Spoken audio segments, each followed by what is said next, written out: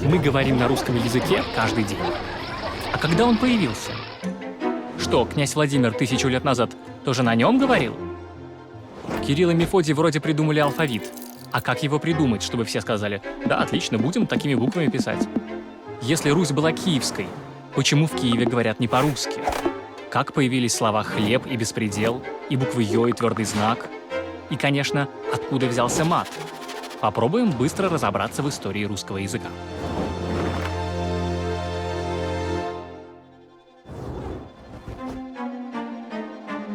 Когда рождается язык? Когда у него появляется название? Слово «Русь», от которого происходит название русского языка, появилось не позже IX века. У этого слова сложная история. В X веке им часто называли скандинавов, которые были элитой древнего государства. Славян тоже, но не всех сразу. Еще в XI веке новгородцы могли сказать, что отправляются в Русь, когда ехали из Новгорода в Киев или Чернигов. Впрочем, в начале второго тысячелетия вообще все славяне еще могли понимать друг друга без переводчиков. Не только новгородцы с киевлянами, но и жители Праги с жителями Белграда. Русский язык тогда — это большая группа диалектов всех восточных славян. Ученые сейчас склонны называть его древнерусским, ведь его равноправными потомками являются украинский, белорусский и, собственно, русский. В Древней Руси уже были многие понятные нам слова — небо, наезд или колбаса. Но еще не было таких привычных слов, как водка, если или например. Древнерусская грамматика сильно отличалась от нынешней. Ее обломки мы видим во многих выражениях. Жители Руси могли звать Жирослав или Братанек, а вопрос «Привет, у вас двоих все хорошо?» мог звучать так: «Целовь, содорова ли еста?» А вот чего никогда не было, так это русских существительных, начинающихся с буквы «А». И русских слов с буквой «Ф» тоже нет. Все такие слова заимствованы. Уже в самый древний период в русском было множество слов, пришедших из других языков. Например, из германских, и балтийских, или из греческого, связанной с христианской верой, но и с бытом тоже. Или даже из народной латыни.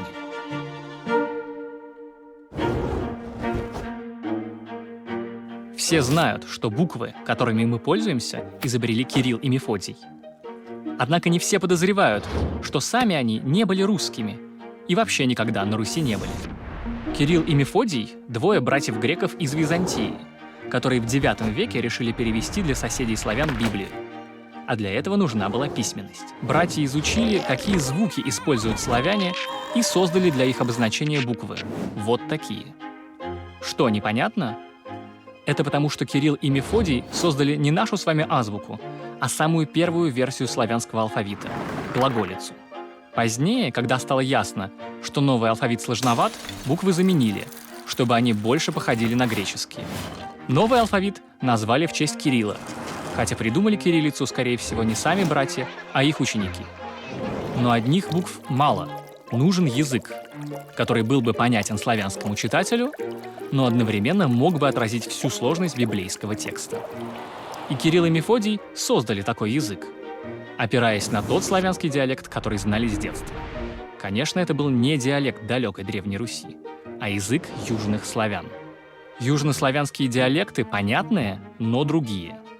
Там, где у восточных славян было молоко, у южных млеко, где ворота, там врата, где лодка, там ладья, где ягненок, там агнец и так далее. Язык, который создали Кирилл и Мефодий, называют старославянским. Это очень важно. Старославянский — это не другое название древнерусского. Это язык родственный, но другой. Он сыграл решающую роль в становлении русского языка, потому что стал письменным языком на Руси. При князе Владимире на Руси принимают христианство, и начинается обучение языку священных книг. А при Ярославе Мудром появляются первые книги, созданные именно здесь, на восточнославянских землях. С этого периода ученые обычно называют этот язык церковнославянским. В голове у образованного человека было двоемыслие. Думал и говорил он на одном языке, родном, русском. А читать и писать старался на другом, церковнославянском. При этом не всегда понимая, что это два разных языка. Конечно, писать приходилось не только по делам веры. Надо было еще записывать события для истории, устанавливать законы и переписываться друг с другом. И чем дальше такие тексты по своему жанру отдалялись от церковных, тем большее влияние оказывал на них живой разговорный русский язык. Больше всего его следов в берестяных грамотах, записочках, которые 1000 лет назад восточные славяне пересылали друг другу, чтобы попросить денег в долг, поделиться важными новостями или признаться в любви. Примерно как мы в современных чатах и мессенджерах. Церковно-славянский язык так долго жил рядом с русским, что в результате оказал на него огромное влияние. Сейчас мы вообще не ощущаем, что такие простые слова, как овощ, власть, одежда или время пришли к нам из другого языка. Без церковнославянского в современном языке у нас не было бы так много слов с 2 корнями, вроде православия или человеколюбия. Ни причастий. Мы не могли бы сказать «горящий», только «горячий».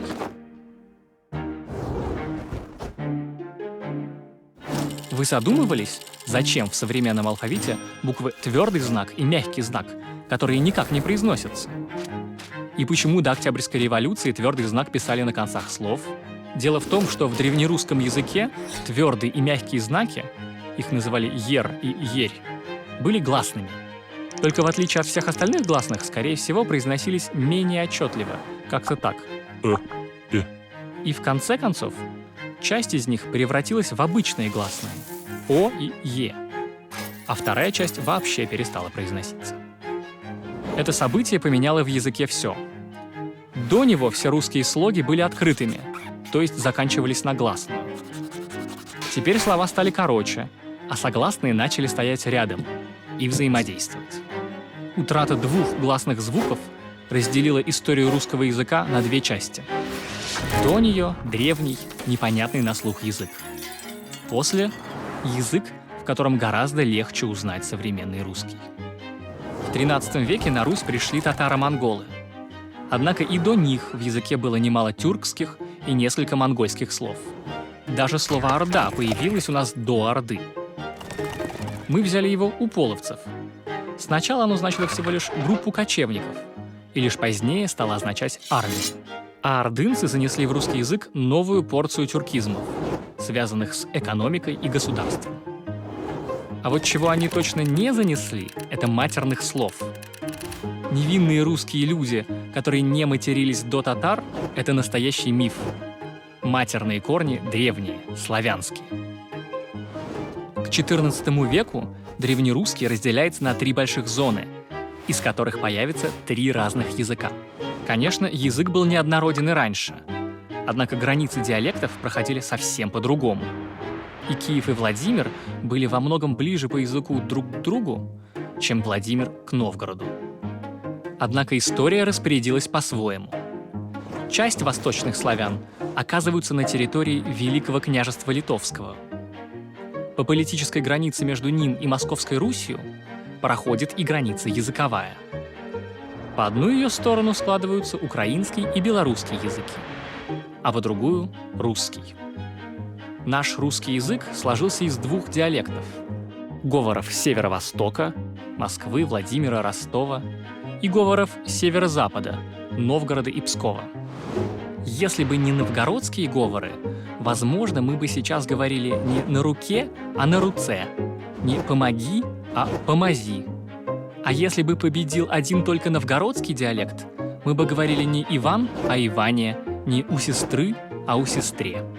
Из русского языка уходит все больше древних черт. Исчезает сложная система времен. Вместо 2 будущих и множества прошедших — по одному. Язык теряет способ грамматически показать, что предметов не 1 и не много, а ровно 2. Двойственное число исчезает, остаются только единственное и множественное. На юге и в центре Руси распространяется аканье. Мы перестаем произносить все гласные звуки четко. Не «молоко», а «молоко». А к XVII веку отдельная гласная «ять», которая произносилась примерно так «и», постепенно пропадает в живой речи, совпав с «е». В XVII веке Киев — центр учености и законодатель церковнославянской нормы. Благодаря киевлянам мы произносим слово «бог» так, как произносим. Через Киев на Русь импортируется европейская культура. Например, польские слова. Польский становится языком, который должны знать просвещенные дворяне. Или, как они сами бы себя назвали, шляхтичи. И через польский проникает и множество латинских слов, которые нужны для ученых занятий. До XVIII века русские люди все еще пишут в основном по-церковнославянски, но его положение уже не так устойчиво. Некоторые талантливые авторы могли комбинировать в одном тексте русские и славянские элементы для изысканных стилистических игр. А студенты первых академий прекрасно понимали, что церковнославянский — это не культурная форма русского, а просто другой язык.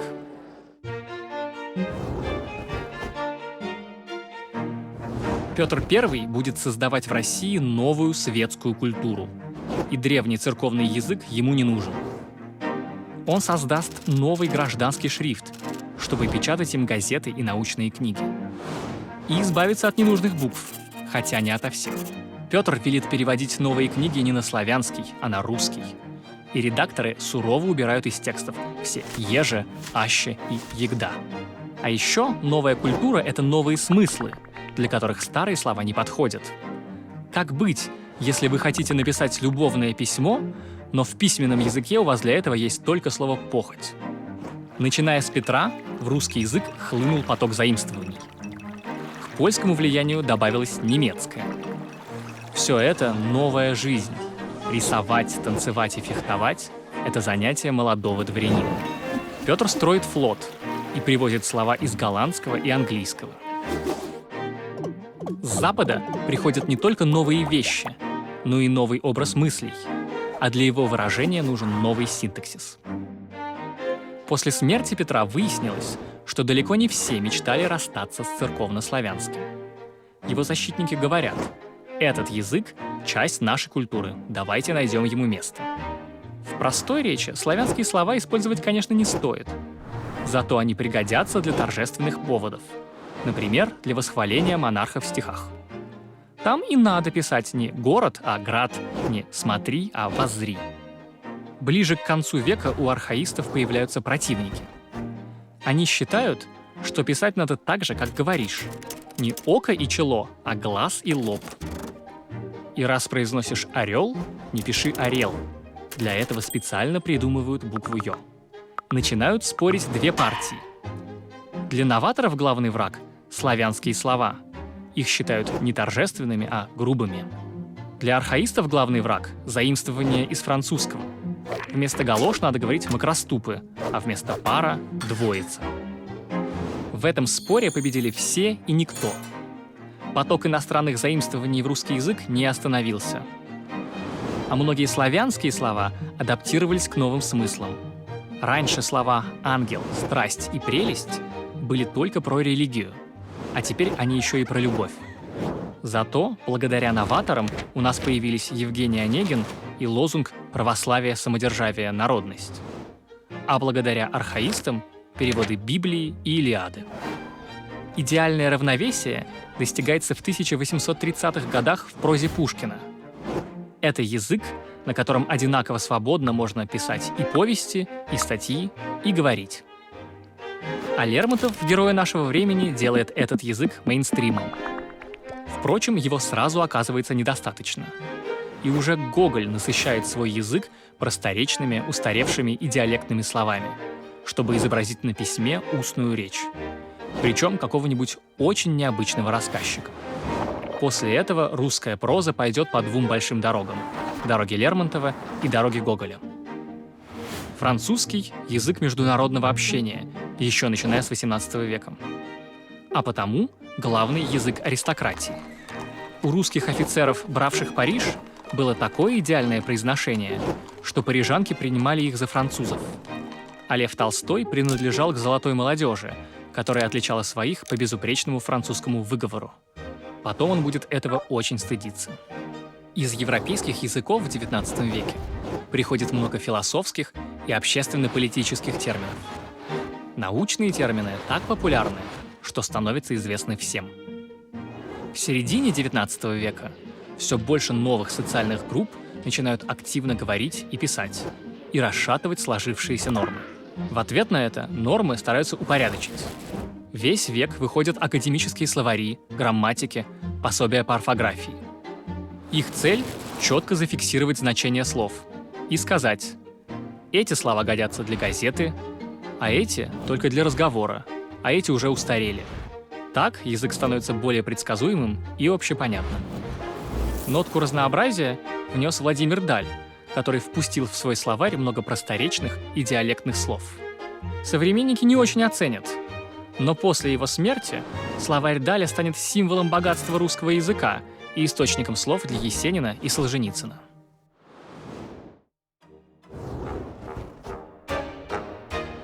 К началу 20 века в России существует единый стандартный язык, и его полностью уничтожает революция. К «Трибуне» и «Газете» получили доступ новые социальные группы, которые не очень хорошо справляются с языком, как персонажи Зощенко. В язык хлынули аббревиатуры, новые канцеляризмы, военная терминология, а также политический и даже блатной жаргон.